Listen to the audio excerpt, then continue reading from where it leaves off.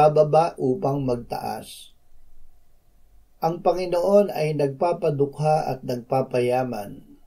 Siya ang nagpapababa at siya rin ay nagpaparangal. Unang Samuel 2:7. Ang Diyos ay mabuti magpakailanman. Hawak niya ang ating buhay upang gawin kung ano ang mabuti sa atin.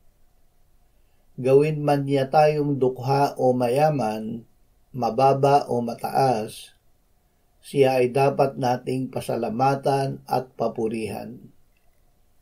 Magpakababa tayo gaya ng anak ng Diyos upang lubos nating masunod ang Diyos. Sa paraang ito tayo ay itataas ng Diyos.